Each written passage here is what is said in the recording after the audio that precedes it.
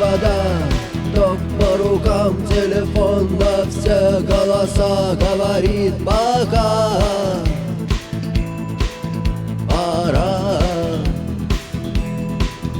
И пальто на гвозде, шарф в рукаве и перчатки в карманах шепчут: подожди до утра, до утра.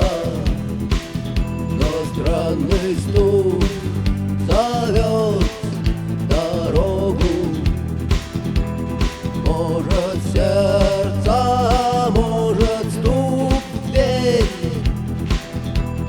И когда я обернусь на пороге, я скажу одно лишь слово: верь.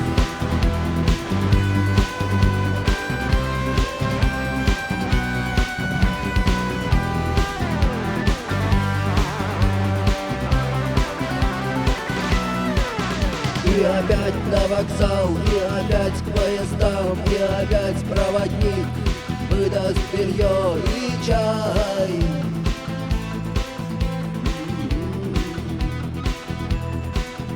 И опять не усну, и опять сквозь грохот колес мне послышится слово: